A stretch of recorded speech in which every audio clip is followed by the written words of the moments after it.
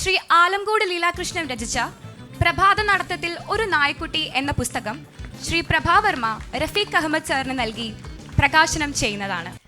പാരമ്പര്യം എന്നതൊരു കനപ്പെട്ട വാക്കാണ് എന്ന് നമുക്കറിയാം. അത് വൃക്ഷത്തിന് വേരുകൾ പോലെയാണ് എന്ന് വേണമെങ്കിൽ ആലങ്കാരികമായി പറയാം. അതിനെ മണ്ണിൽ ഉറപ്പിച്ച് നിർത്തുന്നത്, മണ്ണിൻ്റെ ആഴത്തിലേക്ക് ഇറങ്ങിച്ചെന്ന് വെള്ളവും വളവും വലിച്ചെടുക്കുന്നത്, വൃക്ഷം പടർന്നു പന്തലിച്ച് ആകാശത്തിൽ നിറയുമ്പോഴും സ്വയം മറഞ്ഞിരിക്കുന്നത്, പ്രത്യക്ഷപ്പെടാൻ അല്ല താൽപ്പര്യം, മറിച്ച് കരുത്തോടെ നിലനിർത്താനാണ് എന്ന് ഉൾക്കൊണ്ടത്. ഇതൊക്കെയാണ് പാരമ്പര്യം. നമ്മുടെ വിഷയം സ്വാഭാവികമായും മലയാള കവിതയിലെ പാരമ്പര്യം എന്ന ഒരാശയത്തെ സംബന്ധിച്ചാണ്. എൻ്റെ ചുറ്റുമുള്ളവർ പാരമ്പര്യത്തെ ഉൾക്കൊണ്ടുകൊണ്ട് ആധുനികതയുടെ എല്ലാ മികവുകളും ഉൾച്ചേർത്തുകൊണ്ട് കവിത എഴുതുന്നവരാണ്. പാരമ്പര്യത്തെ നിരാകരിച്ചുകൊണ്ടല്ല, പാരമ്പര്യമെന്ന സൂര്യൻ്റെ ഊർജം സ്വീകരിച്ച് പുതിയ മേഖലകളിലേക്ക്, പുതിയ ആശയങ്ങളിലേക്ക്, പുതുലോകങ്ങളിലേക്ക് സഞ്ചരിക്കുന്നവരാണ്. എങ്കിലും എക്കാലത്തും ഒരു വലിയ ചർച്ചാവിഷയം അല്ലെങ്കിൽ തർക്ക വിഷയമായിരുന്നിട്ടുണ്ട്, പാരമ്പര്യത്തോട് വിധേയത്വം പുലർത്തേണ്ടതുണ്ടോ? പാരമ്പര്യത്തിൽ നിന്ന് വിടുതൽ നേടി പൂർണ്ണമായും പാരമ്പര്യത്തെ വിസ്മരിച്ചുകൊണ്ട് പുതിയ ആകാശങ്ങൾ നേടുകയല്ലേ വേണ്ടത്? ആവർത്തന വിരസതയായിരിക്കില്ലേ പാരമ്പര്യാനുകൂലത സൃഷ്ടിക്കുന്നത്? തുടങ്ങിയ വളരെ സജീവമായ തീവ്രമായ ചർച്ചകൾ നമുക്ക് ചുറ്റും നടക്കുന്നുണ്ട്. മലയാള കവിതയെ സംബന്ധിച്ചിടത്തോളം പദങ്ങൾ ലയിച്ചു ചേർന്ന് ഒന്നായിത്തീരുന്ന, അടുത്ത് വയ്ക്കുന്ന വെണ്ണയുരുളകൾ പരസ്പരം അലിഞ്ഞ് ഓരോന്നിൻ്റെയും അതിര് നഷ്ടപ്പെട്ട് ഒരു വലിയ വെണ്ണയുരുളയായി തീരുന്നത് പോലെ പദങ്ങൾ പരസ്പരം ലയിച്ചു ചേർന്നുള്ള ഒഴുക്ക്, അത്തരമൊരു ഘടനാപരമായ വിശേഷണം, സവിശേഷത മലയാള ഭാഷയ്ക്കുണ്ട്. എഗ്ലൂട്ടിനേറ്റീവ് ലാംഗ്വേജസിൻ്റെ പ്രത്യേകതയാണ് അതെന്ന് നമുക്കറിയാം. ഇംഗ്ലീഷിന് അവകാശപ്പെടാനാവില്ല. ഞാനൊരു ഇംഗ്ലീഷ് അധ്യാപികയായിരിക്കുമ്പോൾ തന്നെ ഞാനത് തിരിച്ചറിയാറുണ്ട്. മലയാളത്തിലെ സുലളിത കോമള കാന്തപദാവലി എന്ന അനുഭവം ഇംഗ്ലീഷിന് അന്യമാണ്. മാത്രമല്ല, പാരമ്പര്യത്തെപ്പറ്റിയുള്ള ചർച്ച ഏറ്റവും അധികം ഊന്നൽ കൊടുക്കുന്നത് കവിതയുടെ രൂപവുമായി ബന്ധപ്പെട്ടാണ്. താളബദ്ധമായ, വൃത്തബദ്ധമായ കവിതയെയാണ് നമ്മൾ പൊതുവിൽ പാരമ്പര്യാധിഷ്ഠിതമായ, പാരമ്പര്യാഭിമുഖ്യം പുലർത്തുന്ന കവിത എന്നൊക്കെ പറയുന്നത്. താളം ശീലിക്കുന്നതുകൊണ്ട്, താളം അനുസരിക്കുന്നതുകൊണ്ട് യഥാർത്ഥത്തിൽ ഒരു കവിക്ക് എന്താണ് മെച്ചമുണ്ടാകുന്നത്? ഒറ്റ വാചകത്തിൽ പറഞ്ഞാൽ, അയാൾക്ക് അയാളുടെ ടൂൾ വളരെ ഫലപ്രദമായി ഉപയോഗിക്കാൻ പറ്റുന്നു. മലയാള ഭാഷയുടെ പ്രത്യേകത കൊണ്ട് സ്വന്തം ഉപകരണം, സ്വന്തം ക്രാഫ്റ്റ് നടപ്പിലാക്കാൻ ഉപയോഗിക്കാവുന്ന ഈ ടൂൾ, ഈ ഉപകരണം, അതിൻ്റെ മേൽ അയാൾക്ക് ആധിപത്യം, കമാൻഡ് നേടാൻ സാധിക്കുന്നു. അങ്ങനെ താളബദ്ധമായ കവിത എഴുതുന്നത് പാരമ്പര്യത്തോട് ചേർന്ന് നിൽക്കലാണെങ്കിൽ, ഇതിനെ ഖണ്ഡിച്ചുകൊണ്ട് താളബദ്ധത ആവശ്യമില്ല എന്ന് വിശ്വസിക്കുന്ന ഒരു വാദവും തീർച്ചയായും ഉണ്ട്. താളം എന്നതുകൊണ്ട് നമുക്കറിയാവുന്ന 10-18 വൃത്തങ്ങളെക്കുറിച്ച് മാത്രമല്ല നമ്മൾ ഉദ്ദേശിക്കുന്നത്. എണ്ണമറ്റ താളങ്ങൾ, നൂറുകണക്കിന് താളങ്ങൾ, ഓരോ താളത്തെയും ഒരു വൃത്തമായിട്ട് കരുതാമെങ്കിൽ നമ്മുടെ സ്വാധീന വലയം തന്നെയാണ്, ഭാഷയ്ക്കുമേൽ എഴുത്തുകാരന്, കവിക്ക് കിട്ടുന്ന സ്വാധീനം, കമാൻഡ്, അത് തന്നെയാണ് ഈ താളബദ്ധതയോടുള്ള ആഭിമുഖ്യം, അത് തന്നെയാണ് പാരമ്പര്യവും. പാരമ്പര്യത്തെ അപ്പാടെ സ്വീകരിച്ചുകൊണ്ട് പുതുമകൾക്ക് നേരെ മുഖം തിരിച്ചു നിൽക്കലാവരുത് ഒരു കാരണവശാലും ഒരെഴുത്തുകാരൻ്റെയും ഒരു ചിന്തകൻ്റെയും വഴി. പാരമ്പര്യത്തിൽ നിന്ന്, മണ്ണിൻ്റെ ആഴത്തിൽ നിന്ന് നിലനിൽപ്പിനും വളർച്ചയ്ക്കും വികാസത്തിനും ആവശ്യമായതൊക്കെ സ്വീകരിക്കുമ്പോഴും പുതിയതിലേക്കുള്ള അന്വേഷണം, പുതിയതിലേക്കുള്ള ആലോചന ഒരാളുടെ ഹൃദയത്തിൽ സംഭവിക്കുമ്പോൾ മാത്രമാണ് അയാൾ കാലിക പ്രസക്തിയുള്ള, കാലാതീതനായ എഴുത്തുകാരനായി തീരുന്നത്. ഇതൊരു സംവാദമാണ്, ഒരു സൗഹൃദ സ്നേഹ സംഭാഷണമാണ്. അതുകൊണ്ട് എൻ്റെ സുഹൃത്തുക്കളായ 3 മികച്ച കവികളെ, 3 എഴുത്തുകാരെ വിവിധ മേഖലകളിൽ തങ്ങളുടെ വിരലൊപ്പ് സ്വർണ്ണമുദ്രിതമാക്കിയ ഈ സുഹൃത്തുക്കളെ ഞാൻ ക്ഷണിക്കുന്നു. പാരമ്പര്യം പാരയാണോ അതോ പാരമ്പര്യം പരമാർത്ഥമാണോ എന്നതിനെക്കുറിച്ച് അവർക്ക് പറയാനുള്ളത് നമുക്ക് കേൾക്കാം. ശ്രീ പ്രഭാവർമ്മ. പ്രിയപ്പെട്ടവരെ, പാരമ്പര്യം പാരയാണോ എന്ന ആ ശീർഷകം എൻ്റെ മനസ്സിനെ വളരെയേറെ ആകർഷിച്ചു. പാര എന്ന വളരെ ദ്രാവിഡമായ ഒരു നാട്ടുപദം പാരമ്പര്യം എന്ന ഒരു അഭിജാത പദത്തോട് ചേർത്ത് വയ്ക്കാൻ കാണിച്ച ഒരു സൂക്ഷ്മതയുണ്ട്. അത് മാതൃഭൂമി ഭാഷയുടെ വിനിയോഗത്തിൽ എന്നും പുലർത്തിപ്പോരുന്ന സൂക്ഷ്മതയുടെ നിദർശനമാണ് എന്ന് കരുതുകയാണ് ഞാൻ. വേണമെങ്കിൽ പാരമ്പര്യം ഒരു ഭാരമാണോ എന്ന് വേണമെങ്കിലും ചോദിക്കാമായിരുന്നു. പക്ഷെ പാര എന്ന് പറയുമ്പോൾ അതിന് പുതിയ കാലഘട്ടത്തിൽ ഒരു ന്യൂ ജെൻ അർത്ഥം കൂടിയുണ്ട്. ആ അർത്ഥം കൂടി ഉൾക്കൊള്ളണം എന്ന് തീരുമാനിച്ചതിൻ്റെ പിന്നിൽ ഈ ട്രഡീഷനും മോഡേണിറ്റിയും തമ്മിലുള്ള ഒരു അവിഭാജ്യ ബന്ധം അങ്ങനെ തന്നെ നിലനിൽക്കട്ടെ എന്നൊരു ചിന്ത കൂടി ഉണ്ടാകാം എന്ന് ഞാൻ കരുതുകയാണ്. അതിനുമപ്പുറം ഒരു കാവ്യാത്മകതയുമുണ്ട് അതിന്. വൈലോപ്പിള്ളി ഭാഷ എഴുതിയിട്ടുണ്ട്, മൂർഖനാണവൻ പക്ഷേ കൊള്ളിവാക്കിലില്ലയോ വാസ്തവ നാളം എന്ന്. ആ പ്രയോഗം കൂടുതൽ മനസ്സിൽ പതിഞ്ഞു നിൽക്കുന്നത് എന്തുകൊണ്ടാണെന്ന് വെച്ചാൽ അതിൽ ഈ വാക്കും വാസ്തവവും തമ്മിലുള്ള ഒരു ബന്ധം, അതേപോലെ തന്നെ കൊള്ളിയും നാളവും തമ്മിലുള്ള ബന്ധം. മൂർഖനാണവൻ പക്ഷേ ആ കൊള്ളിവാക്കിലില്ലയോ വാസ്തവ നാളം. കൊള്ളിയിൽ നാളം ഉണ്ടാവും, വാക്കിൽ വാസ്തവം ഉണ്ടാവും. ആ വിധത്തിൽ ഉള്ള വാക്കുകളുടെ സവിശേഷമായ ഒരു ചേരുവ കൂടി ഇതിലുണ്ട്. എങ്കിൽ പോലും എനിക്ക് തോന്നുന്നു പാരമ്പര്യം ഒരു പാരയോ എന്ന് ചോദിക്കുമ്പോൾ അതിലൊരു മുൻവിധിയുണ്ട് എന്ന്. ആ മുൻവിധി എന്താ? പാരമ്പര്യം ശരിക്കും ഒരു പാര തന്നെയാണ് എന്നൊരു നിഗമനമാണ്. ആ ഒരു നിഗമനത്തിന് എതിരായിട്ടുള്ള ഒരു കലാപത്തിൻ്റെ ശബ്ദം ഈ വേദിയിൽ നിന്നുയരുമെന്ന് എനിക്ക് തോന്നുന്നില്ല. ഒരുപക്ഷെ ഇന്നത്തെ ഈ ചർച്ചയുടെ ഏറ്റവും വലിയ ന്യൂനതയും അതാവാം. ഏത് സംവാദവും വ്യത്യസ്തങ്ങളായിട്ടുള്ള അഭിപ്രായങ്ങളുടെ ഒരു സംഘർഷ ഭൂമിക ഒരുക്കുന്നതാവണം. വ്യത്യസ്തങ്ങളായിട്ടുള്ള അഭിപ്രായങ്ങളുടെ, അതിനപ്പുറം വിരുദ്ധങ്ങളായിട്ടുള്ള അഭിപ്രായങ്ങളുടെ സംഘർഷത്തിലൂടെ ചില കനൽ തരികളങ്ങനെ ചിതറിത്തെറിക്കണം. അതിൻ്റെ വെളിച്ചത്തിൽ നമുക്ക് പുതിയ ഒരു വിഷനിലേക്കുള്ള ഒരു എത്തിനോട്ടമെങ്കിലും സാധിക്കണം. എന്നാൽ ആ വിധത്തിലുള്ള ഒരു സംഘർഷാത്മകതയുടേതായ അന്തരീക്ഷം ഈ സംവാദത്തെ ചൂഴ്ന്ന് ഈ വേദിയിൽ ഉണ്ടാകും എന്ന് കരുതാൻ കഴിയില്ല. കാരണം എന്താണെന്ന് വെച്ചാൽ എൻ്റെ അപ്പുറത്തിരിക്കുന്ന പ്രമീളാദേവി, അതിനപ്പുറത്ത് ലീലാകൃഷ്ണൻ ഇരിക്കുന്നു, ആലങ്കോടി ലീലാകൃഷ്ണൻ, അതിനപ്പുറത്ത് റഫീഖ് അഹമ്മദ്, ഇവരെല്ലാം ഒരേപോലെ പാരമ്പര്യത്തെ മാനിക്കുന്നവരാണ്. പാരമ്പര്യത്തെ മാനിക്കുന്നു എന്ന് പറയുമ്പോൾ പാരമ്പര്യത്തിൻ്റേതായ ഒരു വെള്ളക്കെട്ടിൽ കുടുങ്ങിക്കിടക്കുന്നവരല്ല. ഞാൻ നേരത്തെ സൂചിപ്പിച്ചതുപോലെ പാരമ്പര്യത്തിൽ നിന്ന്, ട്രഡീഷനിൽ നിന്ന് ആധുനികതയിലേക്ക്, മോഡേണിറ്റിയിലേക്ക് ഒരു എക്സ്റ്റൻഷൻ സ്വാഭാവികമായി ഉണ്ടാകണമെന്നും അത് സ്വന്തം കവിതയിലും സാക്ഷാത്കരിക്കണം എന്നും ചിന്തിക്കുന്നവരാണ്.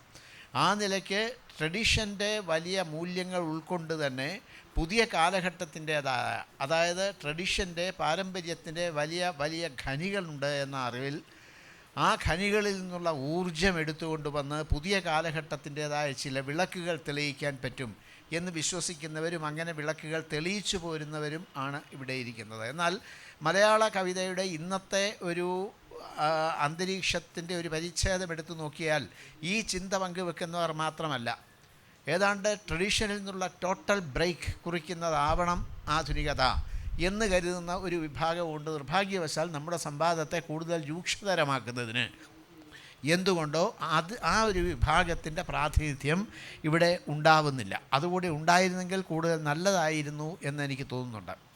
ഇപ്പോൾ പാരമ്പര്യത്തെ ഒരു റിവൈവലിസത്തിൻ്റേതായ അർത്ഥത്തിൽ പുനരുജ്ജീവിപ്പിച്ചെടുക്കുന്നതിന് വേണ്ടിയുള്ള ശ്രമങ്ങൾ നമ്മുടെ സാംസ്കാരിക രംഗത്ത് ഒക്കെ നടക്കുന്നുണ്ട്. സത്യത്തിൽ ഈ മോഡേണിസവും മോഡേണിറ്റിയും തമ്മിലുള്ള ഒരു ക്ലിയർ ഡിസ്റ്റിങ്ഷൻ ഉണ്ട്. ആ ഡിസ്റ്റിങ്ഷൻ നമ്മൾ മനസ്സിലാക്കണം. മോഡേണിസം എന്ന് പറയുന്നത്,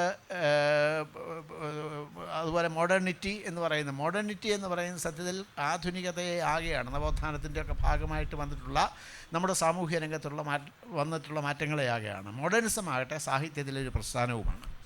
അപ്പോൾ ഈ മോഡേണിസം അല്ലെങ്കിൽ ഈ മോഡേണിറ്റി തന്നെ അത് വരുമ്പോൾ അത് ഏത് വിധത്തിലാണ് കടന്നു വന്നത് മലയാള കവിതയിൽ എന്നൊക്കെ ആലോചിക്കുന്നത് രസകരമായ കാര്യമാണ്. ഏതായാലും നമ്മുടെ സാമൂഹിക സാംസ്കാരിക രംഗങ്ങളിൽ ഒരു റിവൈവലിസത്തിൻ്റേതായ അന്തരീക്ഷം ഉണ്ടാകുന്നുണ്ടോ, അതിനെ പാരമ്പര്യമെന്ന് വിളിക്കുന്നുണ്ടോ, ഉണ്ടെങ്കിൽ ആ പാരമ്പര്യത്തിൽ നിന്ന് എന്തെങ്കിലുമൊക്കെ ഉൾക്കൊണ്ട് നമ്മളുടെ കാലത്തെ പഴയ ഏതോ ഒരു കാലത്തേക്ക് തിരിച്ചു കൊണ്ടുപോകാൻ ശ്രമിക്കുന്നുണ്ടോ എന്നൊക്കെ ഒരു വശത്ത് പരിശോധിക്കേണ്ടതുണ്ട്. മറുവശത്ത് ഈ പാരമ്പര്യത്തിൽ തന്നെ ഞാൻ നേരത്തെ പറഞ്ഞതുപോലെയുള്ള ഊർജ്ജകണങ്ങൾ ഉണ്ടെങ്കിൽ ആ ഊർജ്ജകണങ്ങൾ നമുക്ക് ഉപയോഗിക്കാൻ കഴിയുന്നുണ്ടോ എന്നുള്ള ഒരു ചിന്തയും ഉണ്ടായി വരേണ്ടതുണ്ട്. ഈ സംവാദത്തിൽ തീർച്ചയായും അതുണ്ടായി വരുമെന്ന് തന്നെയാണ് ഞാൻ പ്രത്യാശിക്കുന്നത്.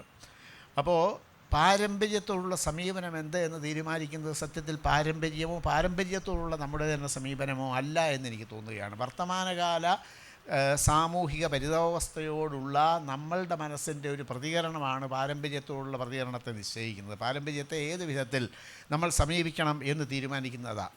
ഇപ്പോൾ രാമായണം തീർച്ചയായും നമ്മുടെ പാരമ്പര്യത്തിൻ്റെ, നമ്മുടെ സംസ്കൃതിയുടെ, നമ്മുടെ കൾച്ചറിൻ്റെ, നമ്മുടെ ഹെറിറ്റേജിൻ്റെ ഒക്കെ വളരെ വിലപ്പെട്ട ഭാഗമാണ്. നമ്മുടെ സംസ്കാരത്തിൻ്റെ വിലപ്പെട്ട ഈടുവയ്പ്പാണ്. ഇപ്പോൾ ഇന്നത്തെ കാലഘട്ടത്തിൽ രാമായണം എന്ന് പറയുമ്പോൾ അതിനൊരു സവിശേഷമായ പ്രാധാന്യമുണ്ട് എന്നുള്ളത് കൊണ്ട് ഞാൻ പറയുക. അപ്പോൾ ഈ രാമായണത്തോടുള്ള സമീപനം എന്താണ്? നമുക്കൊരു ബ്ലാങ്കറ്റ് സമീപനം സ്വീകരിക്കാൻ പറ്റുമോ? രാമായണത്തിൽ 2 ചിന്താധാരകളുണ്ട് എന്നെനിക്ക് തോന്നുന്നുണ്ട്. 2 ചിന്താധാരകളെന്ന് പറയുമ്പോൾ ഈ രാമലക്ഷ്മണന്മാർ ബാലന്മാരായിരിക്കെ അവരെ ഈ യാഗരക്ഷയ്ക്കായി വസിഷ്ഠൻ കൊണ്ടുപോകുന്ന ഭാഗമുണ്ട്. അപ്പോൾ ഈ ബാലന്മാർ മയിലിനെ കണ്ട്, പേടമാനെ കണ്ട്, കാട് കണ്ട്, ഈ മനോഹാരിതയൊക്കെ ആസ്വദിച്ച് അങ്ങനെ 2 കുഞ്ഞുങ്ങൾ നടന്നു പോവുക. ആ കുഞ്ഞുങ്ങളുടെ മനസ്സിലേക്ക് വന്ന് വീഴുന്ന, ഏതാണ്ടൊരു ശാപം പോലെ വന്ന് വീഴുന്ന, ഇടുത്തി പോലെ വന്ന് വീഴുന്ന ഒരു വാക്കുണ്ട്, അതാ പോകുന്നു കൊല്ല് എന്ന് പറയുന്നത്. അത് നമ്മുടെ സംസ്കാരത്തിൻ്റെ ഭാഗമാണ്, രാമായണത്തിൻ്റെ ഭാഗം തന്നെയാണ്. കൊല്ല് എന്ന് പറയുന്ന ഒരു ധാര അതിലുണ്ട്. അതേപോലെ മാ നിഷാദ, കൊല്ലരുത് എന്ന് പറയുന്ന മറ്റൊരു ധാരയുമുണ്ട്. ലവകുശന്മാർ വനത്തിൽ നിന്ന് അയോധ്യയിലേക്ക് രാമകഥ പാടാനായി പോകുന്ന സമയത്ത് കൊല്ലരുത് എന്ന ശബ്ദമാണ് അവരുടെ മനസ്സിൽ മുഴങ്ങുന്നത്. അപ്പോൾ ഈ രാമായണത്തിൽ തന്നെ, നമ്മുടെ സംസ്കൃതിയിൽ തന്നെ 2 ധാരകളുണ്ട്. ഈ ധാരകളിൽ ഏതിനെയാണ് നമ്മൾ സ്വീകരിക്കുന്നത് എന്നതാണ് പ്രധാനം. ഒരു ബ്ലാങ്കറ്റ് ബാൻ അല്ലെങ്കിൽ ഏതെങ്കിലും വിധത്തിലുള്ള ഒരു അടച്ചു കളയൽ പാടില്ല. ഒരു തുറന്ന മനസ്സോടുകൂടി നമ്മുടെ സംസ്കൃതിയെ, നമ്മുടെ പൈതൃകത്തെയൊക്കെ സമീപിക്കാൻ കഴിയണം. അതിൽ ഏതാണോ ഉൾക്കൊള്ളാൻ കഴിയേണ്ടത് അത് ഉൾക്കൊള്ളാൻ കഴിയണം. ഇപ്പോൾ പുതിയ കാലഘട്ടത്തിൽ രാഷ്ട്രീയം പറയുകയാണ് എന്ന് തോന്നരുത്. ഇപ്പോൾ സ്വാഭാവികമായിട്ടും നമ്മൾ രാമജന്മഭൂമിയുടെയൊക്കെ ഒരു അന്തരീക്ഷത്തിലും ഘട്ടത്തിലും ഒക്കെയാണ്. അപ്പോൾ രാമായണത്തിനെ ഉപജീവിച്ച് നോക്കിയാൽ വേറെ ഒരു സമാന്തര ധാര കൂടിയുണ്ട്. രാമായണത്തിൽ വാൽമീകി സമപ്രവേശത്തിൽ വാൽമീകിയുടെ മുമ്പിൽ രാമൻ ചെന്നിട്ട്, ഞാനിതാ സീതാസമേതനായി വന്നിരിക്കുകയാണ്, എനിക്ക് എവിടമാണ് പാർക്കാൻ ഉചിതമായ പറ്റിയ ഒരു ഇടം എന്ന് ചോദിക്കുന്നുണ്ട്. അപ്പോൾ വാൽമീകി പറയുന്നുണ്ട്, കല്ലും മണ്ണും ഒക്കെ കൊണ്ടുണ്ടാക്കിയ ഒരു മന്ദിരമല്ല രാമ നിനക്ക് ഉചിതമായ വാസസ്ഥാനം. നിനക്ക് ഉചിതമായ വാസസ്ഥാനം എന്ന് പറയുന്നത് ഭക്തജനസ്വാന്തമാണ്. ഭക്തജനസ്വാന്തം എന്ന് പറയുമ്പോൾ ഭക്തജനങ്ങളുടെ മനസ്സാണ്. ഭക്തജനങ്ങളുടെ മനസ്സാണ് രാമൻ്റെ ഏറ്റവും ഉചിതമായ വാസസ്ഥാനം എന്ന ഒരു ബോധ്യം, ഒരു തിരിച്ചറിവ് നമുക്കുണ്ടായാൽ ശ്രീരാമൻ്റെ ഇത്രയേറെ ചർച്ച ചെയ്യപ്പെടുന്ന ഈ ഭവന നിർമ്മാണ പ്രശ്നത്തിന് പരിഹാരമായി. അപ്പോൾ രാമൻ്റെ ഭവന നിർമ്മാണവുമായി ബന്ധപ്പെട്ട് വലിയ വിവാദങ്ങൾ ഉണ്ടാകുമ്പോൾ ആ വിവാദങ്ങൾക്കൊക്കെ അറുതി വരുത്താൻ വേണ്ടതെന്തോ അത് രാമായണത്തിൽ തന്നെ ഉണ്ട് എന്ന് രാമായണം തന്നെ പറഞ്ഞു തരുന്നുണ്ട്. അത് സംസ്കൃതിയുടെ ഭാഗമായതുകൊണ്ട്, പാരമ്പര്യത്തിൻ്റെ ഭാഗമായതുകൊണ്ട് നമ്മൾ നിരാകരിക്കണമെന്നുണ്ടോ? അതുകൊണ്ടാണ് ഞാൻ പറയുന്നത്, കൊല്ല് എന്ന് പറയുന്നത് ഒരു പൗരോഹിത്യത്തിൻ്റെ പ്രതിനിധിയാണ്. വസിഷ്ഠൻ പൗരോഹിത്യത്തിൻ്റെ പ്രതിനിധിയാണെങ്കിൽ കാടിൻ്റെ പ്രതിനിധിയാണ്, കാട്ടകത്തെ നാട്ടുകാരുടെ പ്രതിനിധിയാണ് വാൽമീകി. ആ വാൽമീകി കൊല്ലരുത് എന്നും പറയുന്നു. കൊല്ലരുത് എന്ന് പറയുന്ന ധാരയും കൊല്ല് എന്ന് പറയുന്ന ധാരയുമുണ്ട്. ഈ മണ്ണും കല്ലും കൊണ്ടുള്ള ഒരു മന്ദിരമാണ് ക്ഷേത്രം എന്ന് പറയുന്ന ധാരയുമുണ്ട്. മനസ്സാണ് ഏറ്റവും ഉന്നതമായ പാർപ്പിടം, വാസസ്ഥാനം എന്ന് പറയുന്ന ധാരയുമുണ്ട്. അപ്പോൾ രാമായണത്തെ അപ്പാടെ അടച്ചാക്ഷേപിച്ചാൽ രാമായണം ചുട്ടുകരിക്കുകയാണ് വേണ്ടതെന്നൊക്കെ പറഞ്ഞവർ നമുക്ക് മുമ്പ് കടന്നു പോയിട്ടുണ്ട്. അങ്ങനെ ചുട്ടുകരിക്കുന്ന ഒരു സമീപനമാണോ പാരമ്പര്യത്തോട് നമുക്ക് വേണ്ടത്? അതിനകത്ത് തന്നെ പുതിയ കാലഘട്ടത്തിൻ്റേതായ ആവശ്യങ്ങളെ നേരിടാൻ നമ്മളെ പ്രാപ്തമാക്കുന്ന എന്തൊക്കെയോ ഊർജത്തിൻ്റെ പ്രസരണമില്ലേ? ആ നിലയ്ക്കുള്ള ഒരു സമീപനം നമ്മുടെ സംസ്കാരത്തോട് ഉണ്ടാവേണ്ടതില്ലേ എന്നൊരു ചോദ്യം പ്രമീളാദേവി ഉന്നയിച്ച പ്രശ്നത്തിനനുബന്ധമായി ഒന്ന് അവതരിപ്പിക്കുക മാത്രമാണ് ഞാനിപ്പോൾ ചെയ്യുന്നത്. പ്രഭാവർമ്മ വളരെ കൃത്യമായിട്ട് നമ്മുടെ വിഷയത്തെ ഒന്ന് പോയിൻ്റ് ഔട്ട് ചെയ്തിരിക്കുകയാണ്. അതിലേക്കൊന്ന് ശ്രദ്ധ ക്ഷണിച്ചിരിക്കുകയാണ്. ഒരു ശ്രദ്ധ ക്ഷണിക്കൽ പ്രമേയമാണ് അദ്ദേഹം നടത്തിയത്. ഇതിലേത് ധാരയാണ് നമ്മൾ സ്വീകരിക്കേണ്ടത്? വാസ്തവത്തിൽ ഏതെങ്കിലും ഒരു ധാരയിൽ മാത്രം നിൽക്കാൻ പറ്റുമോ എന്ന് എനിക്ക് സംശയമുണ്ട്. ബഹുസ്വരതയും ബഹുധാരകളുടെ വൈപുല്യവുമാണല്ലോ നമ്മുടെയൊക്കെ ജീവിതം തന്നെ. നമ്മുടെ ശരീരം തന്നെ അങ്ങനെയാണ്, ശതകോടി കോശങ്ങളാൽ നിർമ്മിതമാണ്. അതുകൊണ്ട് ബഹുധാരകൾ നമ്മളിലേക്ക് ഒഴുകിയെത്തുന്നുണ്ടാവും. നമ്മൾ സൃഷ്ടിക്കുന്ന കൃതികളുമൊക്കെ അതിന് ഉദാഹരണം തന്നെയായിരിക്കും. വാത്മീകി രാമനോട് പറയുന്നത്, ലോഷ്ടാശ്മ കാഞ്ചന തുല്യമതികളാം ശ്രേഷ്ഠമതികൾ മനസ്തവ മന്ദിരം. മൺകട്ടയും സ്വർണ്ണക്കട്ടയും ഒരേപോലെ കാണാൻ കഴിയുന്ന ശ്രേഷ്ഠബുദ്ധികളുടെ മനസ്സാണ് അങ്ങയുടെ മന്ദിരം എന്നാണ്.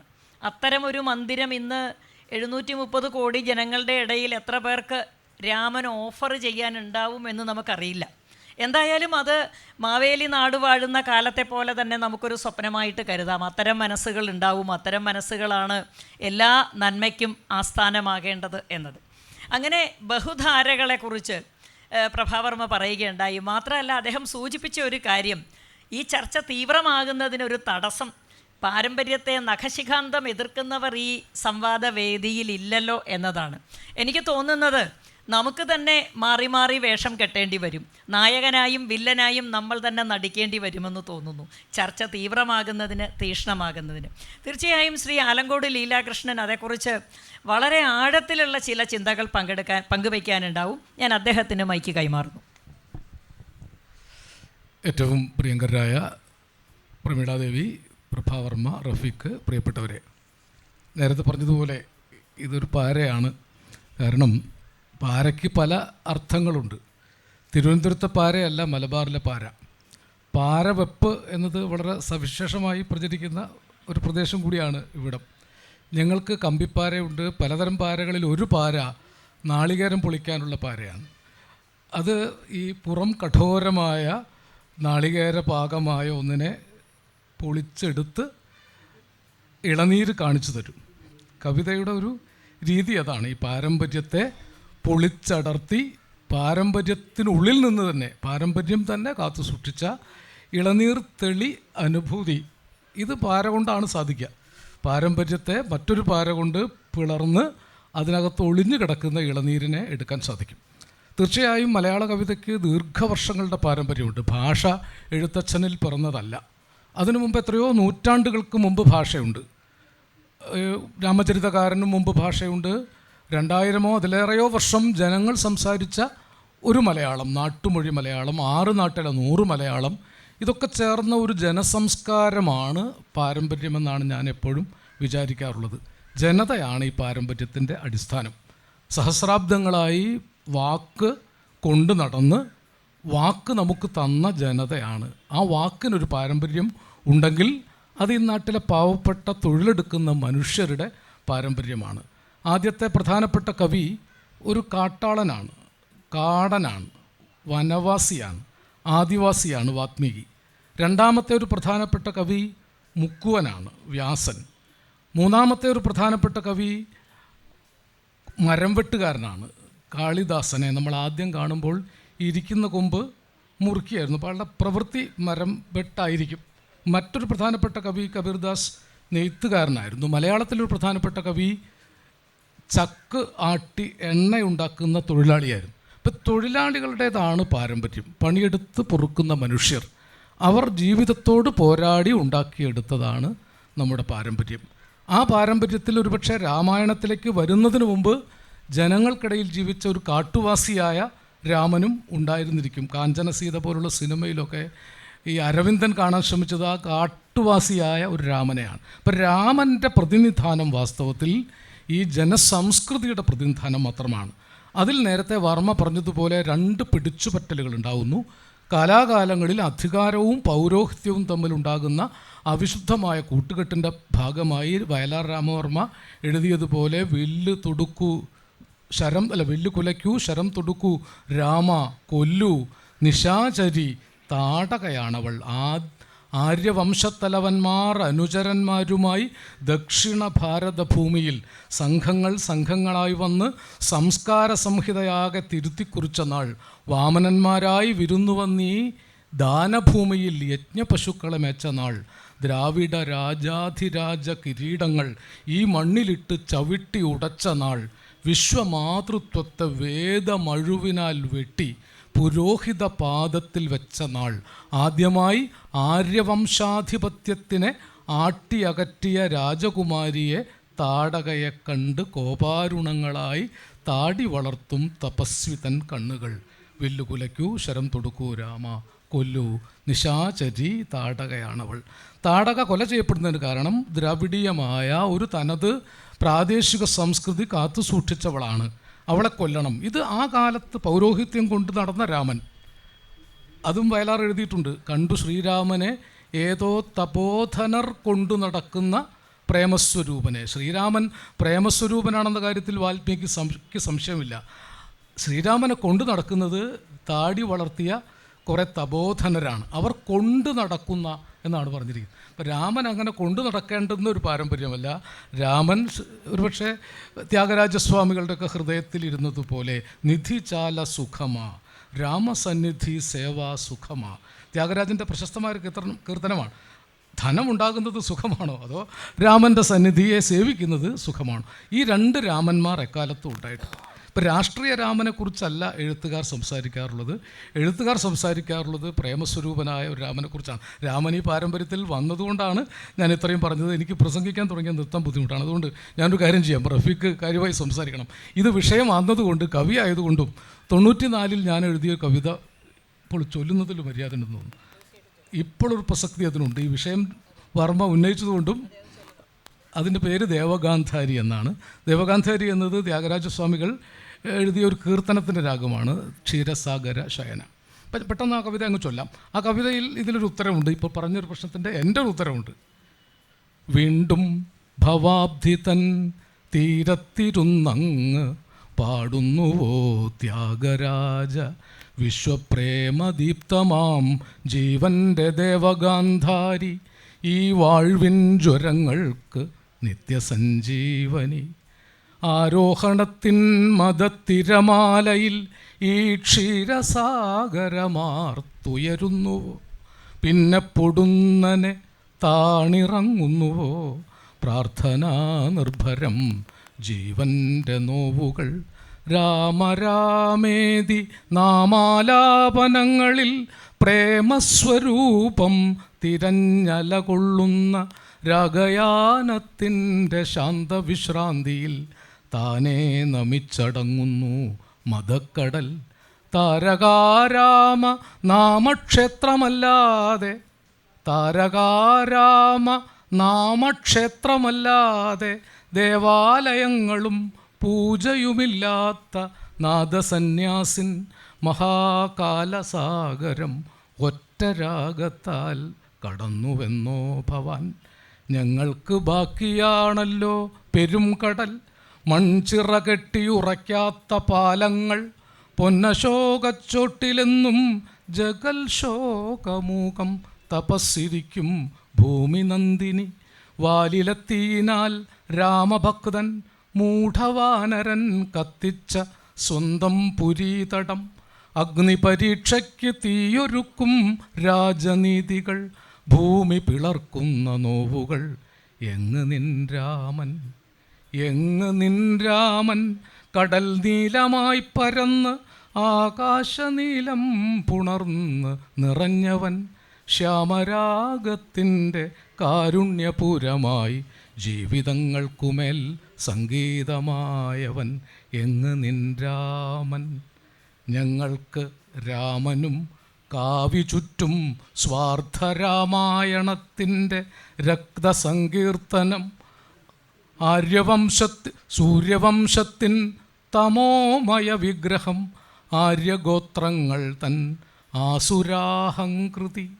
എങ്കിലും ഹേ ത്യാഗ പാടിയാലും ശിലാഹൃത്തടം പത്മമായി തീർക്കുന്ന കീർത്തനം, ദേവഗാന്ധാരി തൻ പാലാഴിയിൽ ഭവാൻ രാമനും മീതയല്ലോ സ്നേഹഗായക. എല്ലാ കവികളും എല്ലാ പാരമ്പര്യങ്ങളും എല്ലാ ദൈവതങ്ങൾക്കും മുകളിലാകും എന്ന് വിശ്വസിക്കാനുള്ള പാരമ്പര്യബോധം ഒരു കവി എന്ന നിലയ്ക്ക് എനിക്കുണ്ട്. നമസ്കാരം. ചേറിലും വിയർപ്പിലും നെയ്ത്ത് തറിയിലും ഒക്കെ ഉതിർന്നു വന്ന കവിതയെക്കുറിച്ചാണ് ആലങ്കോട് ലീലാകൃഷ്ണൻ പറഞ്ഞത്. ഏതാണ് രാമൻ, ഏതാവണം രാമൻ എന്ന അർത്ഥശങ്കയില്ലാതെ അദ്ദേഹം സൂചിപ്പിച്ചു. ഇത് രാമനെക്കുറിച്ച് മാത്രമല്ല, പാരമ്പര്യത്തെക്കുറിച്ച് കൂടിയാണ് എന്ന് ഞാൻ വിശ്വസിക്കുന്നു. ചേറിലുയരിട്ട പൈതൃകം, നെയ്ത്ത് തറിയിലും മീൻവലയ്ക്കുള്ളിലും നിന്ന് ജീവൻ സ്വീകരിച്ച പാരമ്പര്യം, ആ പാരമ്പര്യം ഏതെങ്കിലും കെട്ടിടങ്ങൾ കൊണ്ട്, ചില ചിട്ടവട്ടങ്ങൾ കൊണ്ട് ഒതുക്കി തീർക്കുകയോ നിർമ്മിക്കപ്പെടുകയോ ചെയ്യാവുന്നതല്ല. അത് അനാദിയായ പ്രേമം തന്നെയാണ് എന്ന് ആലങ്കോട് വളരെ ഭംഗിയായിട്ട് നമ്മെ ഓർമ്മിപ്പിച്ചു. തീർച്ചയായും കവിയായ ചിന്തകനായ എൻ്റെ സുഹൃത്ത് റഫീഖ് അഹമ്മദിന് ഇതേക്കുറിച്ച് കൂടുതൽ പറയാനുണ്ടാവും. അദ്ദേഹത്തിന് മൈക്ക് കൊടുക്കാം. പ്രിയപ്പെട്ടവരെ, എല്ലാവർക്കും നമസ്കാരം. എൻ്റെ പ്രിയ 3 സുഹൃത്തുക്കളും പാരമ്പര്യത്തെക്കുറിച്ചുള്ള പറഞ്ഞ വാക്കുകൾ ഒരു വലിയ വിശാലമായിട്ടുള്ളൊരു സംവാദ മുഖങ്ങൾ തുറക്കുന്ന ഒന്നാണ്. അതുകൊണ്ട് അത് ഒരുപക്ഷെ രാഷ്ട്രീയ ചർച്ചകൾ പോലെ വളരെ വിപുലമായ രീതിയിൽ പോകേണ്ട ഒന്നാണെന്ന് തോന്നുന്നു. അത് ധാരാളമായിട്ട് നമ്മുടെ ചുറ്റുപാട് നടന്നുകൊണ്ടിരിക്കുന്നതും നമ്മൾ ഇവിടെ തന്നെ കേട്ടുകൊണ്ടിരിക്കുന്നതുമായതുകൊണ്ട് കൃത്യമായിട്ട് എനിക്ക് തോന്നുന്നത് ഈ സംഭാഷണം കൊണ്ട്, ഈ ചർച്ച കൊണ്ട് ഉദ്ദേശിക്കുന്നത് കവിതയും പാരമ്പര്യവും തമ്മിലുള്ള ബന്ധമാണെന്നാണ് ഞാൻ അങ്ങനെ അസ്യൂം ചെയ്യുന്നു. അങ്ങനെയാണ് അതിൽ ഊന്നിക്കൊണ്ട് വളരെ കുറച്ച് മാത്രം ആ കാര്യങ്ങൾ പറയാൻ ഞാൻ ആഗ്രഹിക്കുകയാണ്. പാരമ്പര്യം എന്ന് പറയുന്നത് പറഞ്ഞ പോലെ ഏകമുഖമല്ല. ഇവിടെ 3 പേരും അതിനെക്കുറിച്ച് വിശദമായിട്ട് പറയേണ്ടായി. ഒരുപാട് ധാരകൾ അതിനകത്തുണ്ട്. ആ ധാരകൾക്കകത്ത് തന്നെ വ്യത്യസ്തമായിട്ടുള്ള കാര്യങ്ങളുണ്ട്. കവിതയെ സംബന്ധിച്ച് ഇവിടെ പറയുമ്പോൾ മലയാള കവിത നമുക്ക് എടുത്തു നോക്കുകയാണെങ്കിൽ അത് ലീലാകൃഷ്ണൻ ഇവിടെ സൂചിപ്പിച്ചതുപോലെ എഴുത്തച്ഛനിൽ നിന്ന് തുടങ്ങുന്നതല്ല. അതിനു മുമ്പ് തന്നെ കവിതയുടെ ഒരുപാട് കവിതയിലേക്ക് വന്ന വഴികൾ നിരവധിയുണ്ട്. പക്ഷേ നമ്മൾ പൊതുവെ ഭാഷാപിതാവായിട്ട് കാണുകയും കവിതയുടെയൊക്കെ ഒരു പിതൃരൂപമായിട്ട് കാണുന്നത് എഴുത്തച്ഛനെയാണ്. എഴുത്തച്ഛൻ മുതൽ ഇങ്ങോട്ടുള്ള കവിതയുടെ ഒരു ധാര, മുഖ്യധാര എന്ന് പറയുന്നത് മതാത്മകമായിട്ടുള്ള ഒന്നാണ്. അത് വേദങ്ങളെയും പുരാണങ്ങളെയും ഉപജീവിച്ചുകൊണ്ടുള്ള ഒരു തുടർച്ചയായിട്ടാണ് അത് വന്നിട്ടുള്ളത്. അതിന് സമാന്തരമായിട്ടുണ്ടായിരുന്നത് ഒരുപക്ഷെ മുഖ്യധാരയിലുള്ളതല്ല, അതല്ലാത്ത മറ്റ് സമൂഹങ്ങളുടെ, നിശബ്ദ സമൂഹങ്ങളുടെ, ഇതേപോലെ പണിയെടുക്കുന്നവരുടെ, അതുപോലെ തന്നെ വേണ്ട രീതിയിൽ മുഖ്യധാരയിൽ എത്തിയിട്ടില്ലാത്തവരുടെയൊക്കെ ശബ്ദങ്ങളും അവരുടെ പാട്ടുകളും ഒക്കെ തന്നെ ഉണ്ടായിരുന്നു. എങ്കിലും എല്ലാ കാലത്തും മലയാള കവിതയിലെ മുഖ്യധാര എന്ന് പറയുന്നത് ആധുനികതയുടെ കാലത്തും അതിന് ശേഷവും ഒക്കെ ഉൾപ്പെടെയുള്ള കാലഘട്ടങ്ങളിൽ മുഴുവൻ അതിന് ഈ വേദേതിഹാസങ്ങളുടെ, മിത്തോളജിയുടെ ഒരു ആശ്രിതത്വവും അതിനെ അനുധാവനം ചെയ്യുന്ന ഒരു രീതി ഉണ്ട് എന്നുള്ളതാണ് എനിക്ക് തോന്നിയിട്ടുള്ള ഒരു കാര്യം. അപ്പോൾ പലപ്പോഴും നമ്മൾ പാരമ്പര്യത്തെക്കുറിച്ച് സംസാരിക്കുമ്പോൾ പലരും വളരെ പ്രശംസാപരമായിട്ട് പറയാറുണ്ട്, നിങ്ങൾ പാരമ്പര്യത്തിൻ്റെ മൂല്യങ്ങളെ കൈവിടാതെ ആധുനിക ലോകത്തോട് അഭിസംബോധന ചെയ്യുന്നു എന്നൊക്കെ ചിലപ്പോൾ അത് ഘടനാപരമായ കാര്യം മാത്രമാണ്. ഘടനാപരമായ തലത്തിൽ എന്തുകൊണ്ട് പാരമ്പര്യത്തിൻ്റെ ചില മൂല്യങ്ങളെ അല്ലെങ്കിൽ ചില സ്വഭാവവിശേഷങ്ങളെ പിന്തുടരുന്നു എന്നുള്ളതിന് വേറെ ചില കാവ്യാത്മകമായിട്ടുള്ള കാരണങ്ങളുണ്ട്. ഒന്നാമത് ഇപ്പോൾ വ്യക്തിപരമായിട്ട് പറയുകയാണെങ്കിൽ ഞാനിപ്പോൾ 90കളിലൊക്കെ എഴുതി തുടങ്ങിയ കവികളെ സംബന്ധിച്ചോളം ഈ താളഘടനയില്ലാത്ത, ഇപ്പോൾ വൃത്തം എന്ന് നമുക്ക് പറയേണ്ട, കാരണം വൃത്തം അല്ലെങ്കിൽ പോലും താളഘടനയില്ലാത്ത കവിത അപ്രസക്തമായിക്കൊണ്ടിരുന്ന അത് പാരമ്പര്യമായ അതൊരു പാരമ്പര്യമായി കഴിഞ്ഞൊരു കാലഘട്ടങ്ങളിലാണ് 90കളിൽ ഞങ്ങളെപ്പോലെയുള്ള ആളുകളൊക്കെ എഴുതി തുടങ്ങുന്നത്. അപ്പോൾ അത് കവിത എന്ന് പറയുന്നത് ഭാഷയിലെ മറ്റ് വ്യവഹാരങ്ങളിൽ നിന്ന് വ്യത്യസ്തമായി നിൽക്കേണ്ട ഒന്നാണ് എന്നുള്ള തോന്നലിൽ അങ്ങനെ കവിതയെ ഒരു സാധാരണ വ്യാവഹാരികമായിട്ടുള്ള ഒരു ഖണ്ഡത്തിൽ നിന്ന്, ഒരു ഭാഷാഖണ്ഡത്തിൽ നിന്ന് വേർതിരിച്ച് നിർത്തുന്ന പല ഘടകങ്ങളിൽ പ്രധാനപ്പെട്ടൊരു ഘടകമായിട്ട് താളബോധത്തെയൊക്കെ കണ്ടതുകൊണ്ടാണ് സത്യത്തിൽ അത് സ്വീകരിച്ചത്. അത് അത്തരത്തിൽ ഒരു പാരമ്പര്യത്തെ പിന്തുടരലായിട്ട് മുഴുവൻ കണക്കാക്കാൻ കഴിയില്ല എന്നാണ് എനിക്ക് തോന്നിയിട്ടുള്ളത്. അതേസമയം ആശയപരമായിട്ട് ഈ കവിതകൾ അതേവരെ അനുവർത്തിച്ചു വന്നിട്ടുള്ള മൂല്യബോധത്തെ, ആ ഘടനയിൽ നിന്ന് മാറി നിൽക്കാൻ ശ്രമിച്ചിട്ടുണ്ട് എന്നുള്ളതാണ്. അത് ശ്രദ്ധാപൂർവം പരിശോധിക്കപ്പെടാതെ പോയിട്ടുള്ള കാര്യങ്ങളിലൊന്നാണത്. മലയാള കവിതയുടെ ഈ ചരിത്രം, നേരത്തെ ചരിത്രം എടുത്തു നോക്കിക്കഴിഞ്ഞാൽ ഞാനീ പറഞ്ഞതുപോലെയുള്ള കാര്യങ്ങൾ കണ്ടെത്താൻ കഴിയും. ഇപ്പോൾ എന്നോട് തന്നെ പല ആളുകളും, പല മുതിർന്ന കവികളും അതുപോലെയുള്ള ആളുകളൊക്കെ സംസ്കൃതം പഠിച്ചിട്ടുണ്ടോ, രാമായണം വായിച്ചിട്ടുണ്ടോ എന്നൊക്കെ ചോദിച്ചിട്ടുണ്ട്. അടുത്ത കാലം വരെ ചോദിച്ചിട്ടുണ്ട്. അപ്പോൾ കാരണം അതൊക്കെ ഉണ്ടെങ്കിൽ മാത്രമേ ഒരു മുഖ്യധാരയിലെ കവിയായിട്ട് അല്ലെങ്കിൽ കവിതയായിട്ട് അംഗീകരിക്കപ്പെടുകയുള്ളൂ എന്നുള്ളതുകൊണ്ട് അതാണ് യഥാർത്ഥ പാര എന്നെനിക്ക് തോന്നുന്നു. മറ്റു കാര്യങ്ങൾ ചർച്ചയിലൂടെ നമുക്ക് വീണ്ടും തുടരാം. റഫീഖ് ഒരു പുതിയ മുഖം നമ്മുടെ ഈ ചർച്ചയ്ക്ക് കൊടുത്തിരിക്കുന്നു എന്ന് തോന്നുന്നു.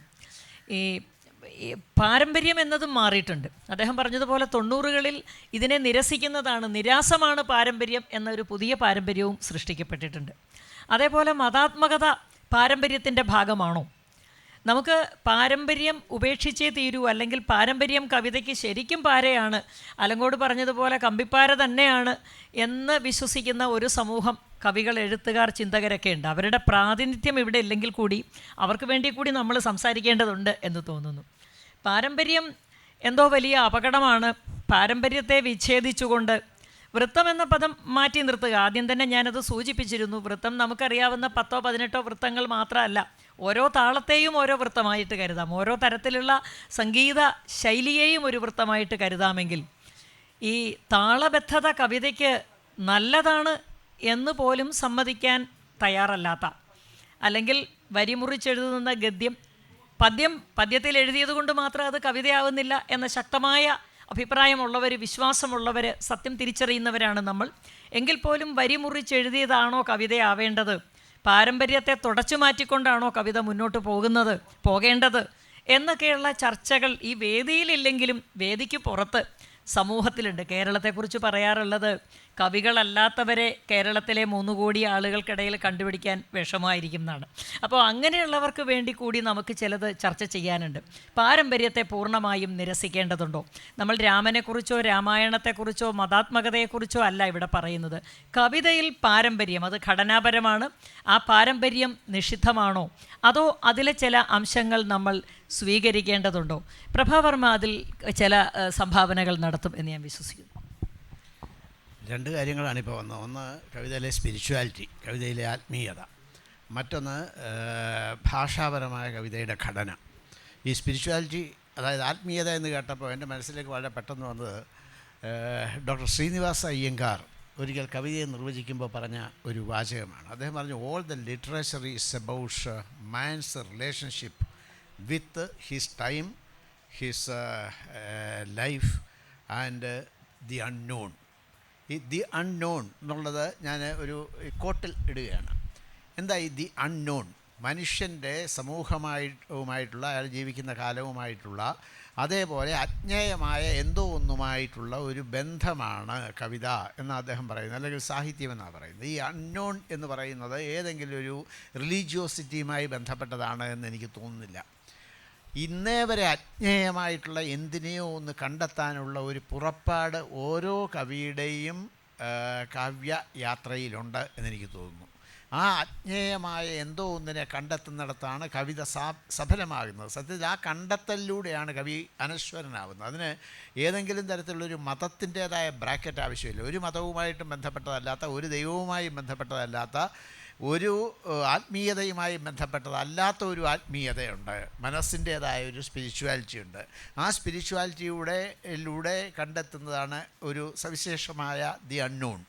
ആ അൺനോണിനെ കണ്ടെത്താൻ വേണ്ടിയുള്ള ഒരു ഒരു ഒരു ഒരു ഒരു അർജ് ഓരോ കവിയുടെയും സർഗാത്മകതയിൽ ഉണ്ട് എന്നെനിക്ക് തോന്നുന്നുണ്ട്. ഓരോ കവിക്കുമുള്ളിൽ വിവിധങ്ങളായിട്ടുള്ള ഘട്ടങ്ങളിൽ വ്യത്യസ്തങ്ങളായിട്ടുള്ള ചില സർഗാത്മക സ്ഫോടനങ്ങളുണ്ടാവും. ആ സർഗസ്ഫോടനങ്ങൾ അതുവരെ എത്തിപ്പെട്ടിട്ടില്ലാത്ത ഏതോ ഒരു ഘട്ടത്തിലേക്ക് കവിയെ എടുത്തെറിയും. അങ്ങനെ എറിയപ്പെട്ട് അന്നേ വരെ ഒരാളും പറഞ്ഞിട്ടില്ലാത്ത ഭാഷയിൽ, അന്നേ വരെ ഒരാളും പറഞ്ഞിട്ടില്ലാത്ത സത്യങ്ങൾ കവി പറയും. അപ്പോൾ മാത്രമാണ് കാവ്യ ജീവിതം സഫലമാകുന്നത് എന്ന് കരുതുന്ന ഒരാളാണ് ഞാൻ. അപ്പോൾ ആ വിധത്തിലുള്ള ഒരു സ്പിരിച്വാലിറ്റിയെ തേടൽ എന്ന് പറയുന്നത് സർഗാത്മകതയിലുണ്ട്. കവിതയിൽ മാത്രമല്ല, കലയുടെ രംഗത്താകെ തന്നെയുണ്ട്. അത് ഒരു വശം. ഇപ്പോൾ കാവ്യഘടനയെക്കുറിച്ച് പറഞ്ഞു. കാവ്യഘടനയെക്കുറിച്ച് പറയുന്നതിന് മുമ്പ് ട്രഡീഷനും മോഡേണിറ്റിയും തമ്മിലുള്ള ബന്ധപ്പെട്ട മറ്റൊരു കാര്യം കൂടി ഞാൻ പറയാം. എന്നോട് പലരും ചോദിച്ചിട്ടുണ്ട്, താങ്കൾ വളരെ പ്രോഗ്രസീവായിട്ട് എന്ന് കരുതപ്പെടുന്ന ഒരു പ്രസ്ഥാനത്തിൻ്റെ ഒപ്പമാണല്ലോ നിൽക്കുന്നത്, വളരെ ഉൽപ്പതിഷ്ണു ആണ് എന്നാണല്ലോ സമൂഹത്തിൽ കണക്കാക്കപ്പെടുന്നത്, എന്നിട്ട് താങ്കളുടെ കവിതകളുടെ പേരൊക്കെ ഇങ്ങനെ ചന്ദനനാഴി എന്നും അർക്കപൂർണിമയെന്നും ശ്യാമമാധവം എന്നും ഒക്കെ ആയത് എങ്ങനെയാണ്? ഈ ചോദ്യം ഞാൻ നിരവധി തവണ കേട്ടിട്ടുണ്ട്, നിരവധി തവണ ഞാൻ ഉത്തരം പറഞ്ഞിട്ടുണ്ട്. എനിക്ക് ഇതുവരെ പറയാത്തൊരു ഉത്തരമായിട്ട് ഇപ്പോൾ പറയണമെന്ന് തോന്നുന്നത് എന്താണെന്ന് വെച്ചാൽ, സത്യത്തിൽ ഈ മിലിറ്ററി സയൻസിൽ ഒരു തിയറി ഓഫ് ഫോർഗ്രൗണ്ടിങ് ഉണ്ട്. തിയറി ഓഫ് ഫോർഗ്രൗണ്ടിങ് എന്ന് പറഞ്ഞാൽ ഒരു 1000 പേര് സൈനികരിങ്ങനെ നിരന്ന് നിൽക്കുന്നു. 1000 സൈനികർ നിരന്ന് നിൽക്കുമ്പോൾ ഈ 1000 പേർക്ക് ഒരു മുഖമാണ്, ഒരാൾക്കും സവിശേഷമായൊരു മുഖമില്ല. എന്നാൽ അതിൽ ഒരാളെ ഒരടി മുമ്പോട്ട് മാറ്റി നിർത്തുന്നു. അപ്പോൾ അയാൾക്കൊരു സവിശേഷമായ വ്യക്തിത്വം രൂപപ്പെട്ടു വരുന്നു. മറ്റുള്ളവരുടെ നിന്ന് വ്യത്യസ്തമായ ഒരു കാഴ്ച ശ്രദ്ധ അയാളിൽ പതിയുന്ന ഒരവസ്ഥയുണ്ടാകുന്നു. ഈ തിയറി ഓഫ് ഫോർഗ്രൗണ്ടിങ് ഈ മിലിറ്ററി സയൻസിൽ നിന്ന് സാഹിത്യ സയൻസിലേക്ക് വരുന്നുണ്ട് എന്നെനിക്ക് തോന്നുന്നുണ്ട്. സാഹിത്യത്തിൽ ഈ തിയറി ഓഫ് ഫോർഗ്രൗണ്ടിങ് നടത്തുന്നത് ആരാണെന്ന് ചോദിച്ചാൽ അത് ഈ ട്രഡീഷനാണ്. അപ്പോൾ MT വാസുദേവൻ നായർ എന്തുകൊണ്ടാണ് എൻ്റെ ഉപ്പാപ്പായ്ക്ക് ഒരു ആന ഉണ്ടായിരുന്നത് എന്ന് എഴുതാതിരുന്നത്, അല്ലെങ്കിൽ പാത്തുമ്മയുടെ കഥ എഴുതാതിരുന്നത് എന്ന് ചോദിച്ചിട്ട് കാര്യമില്ല. ചോദിക്കുന്നത് വളരെ നിരർത്ഥകമാണ്. അതായത് ഈ തിയറി ഓഫ് ഫോർഗ്രൗണ്ടിങ് പ്രകാരം അദ്ദേഹത്തിന് ഫോർഗ്രൗണ്ട് ചെയ്യാൻ പറ്റുന്നത് ഇത് മാത്രമാണ്. വൈക്കം മുഹമ്മദ് ബഷീറിനോട് എന്തുകൊണ്ടാണ് കാലം, നാലുകെട്ട് ഒക്കെ എഴുതാത്തത്, മുറപ്പെണ്ണ് എഴുതാത്തത് എന്താണെന്ന് ചോദിച്ചാൽ വൈക്കം മുഹമ്മദ് ബഷീറിന് അത് എഴുതാൻ പറ്റില്ല. ഇതാണ് സത്യത്തിൽ സാഹിത്യത്തിലെ ബഹുസ്വരത എന്ന് പറയുന്നത്. ഈ സാഹിത്യത്തിലെ ബഹുസ്വരതയെ നിലനിർത്തുന്നതും പരിരക്ഷിക്കുന്നതും ശക്തിപ്പെടുത്തി മുമ്പോട്ട് കൊണ്ടുപോകുന്നതും സത്യത്തിൽ ഈ ട്രഡീഷൻ കൂടിയാണ് എന്നൊന്ന് സൂചിപ്പിക്കുക. അതുകൊണ്ടാണ് എൻ്റെ കവിതയുടെ സ്വഭാവം ഈ വിധത്തിലാവുന്നത്. എനിക്ക് എൻ്റെ ഒരു പശ്ചാത്തലമുണ്ട്, എൻ്റെ ജീവിത പശ്ചാത്തലമുണ്ട്. എനിക്ക് മുമ്പ് ഞാൻ കവിതയെക്കുറിച്ച് കരുതുന്നത് തന്നെ ഞാൻ എഴുതുന്നതാണ് കവിതയെന്ന് ഞാൻ ഒരിക്കലും പറയാറില്ല. എനിക്ക് മുമ്പേ പോയി എത്രയോ തലമുറകൾ കൂടി ചേർന്നാണ് എഴുതുന്നത്. അങ്ങനെ ഒരു കവിത എഴുത്തിന് പിന്നിൽ ഒരു പ്രക്രിയയുണ്ട്. അപ്പോൾ എനിക്ക് ഫോർഗ്രൗണ്ട് ചെയ്യാൻ പറ്റുന്നത് അതാണ്. MP ശങ്കുണ്ണി നായർ ഒരിക്കൽ പറഞ്ഞു, സാഹിത്യം എന്ന് പറയുന്നത് കാളനും ഓലനും ഒക്കെ കൂട്ടിയുള്ള ഒരു വിശിഷ്ടമായ സദ്യയാണ് എന്ന് പറഞ്ഞു. അങ്ങനെ പറയാം. അതേസമയം വരൂ ഈ തെരുവിലെ രക്തം കാണൂ എന്ന് മറ്റൊരു കവി പറഞ്ഞു. അങ്ങനെയും പറയാം. ഇത് രണ്ടും കാണാം. ഇത് രണ്ടും കാണാനുള്ള ഒരു സ്പേസ് സാഹിത്യത്തിൽ സർഗാത്മകതയിൽ ഉണ്ടാവുക, അത് നിലനിർത്താൻ കഴിയുക എന്നുള്ളതാണ് പ്രധാനം. നേരത്തെ ഞാൻ പറഞ്ഞല്ലോ, ഈ റാഡിക്കലായിട്ടുള്ള ഒരാൾക്ക് എങ്ങനെയാണ് ഇങ്ങനെയുള്ള കവിതകൾ എഴുതാൻ പറ്റുന്നത് എന്ന് ചോദിക്കുന്നു. അല്ലെങ്കിൽ പാരമ്പര്യത്തിലേക്ക് പോയി അവിടെ നിന്ന് എന്തെങ്കിലും എടുത്തുകൊണ്ട് വന്ന് പുതിയ കാലത്ത് അവതരിപ്പിക്കുന്നത് ശരിയാണോ എന്ന് ചോദിക്കുന്നു. അന്റോണിയോ ഗ്രാംഷി 20-ാം നൂറ്റാണ്ട് കണ്ട ഏറ്റവും വലിയ വിപ്ലവകാരിയാണ്, സൈദ്ധാന്തികനാണ്. ആ അന്റോണിയോ ഗ്രാംഷി ജയിലിൽ കിടന്നു. ജയിലിൽ നിന്ന് പിന്നീട് കണ്ടെത്തിയ അദ്ദേഹത്തിൻ്റെ പ്രിസൺ ഡയറി ഉണ്ട്. അതിൽ നിന്നാണ് അദ്ദേഹത്തിൻ്റെ ദ മോഡേൺ പ്രിൻസ് ലഭിക്കുന്നത്.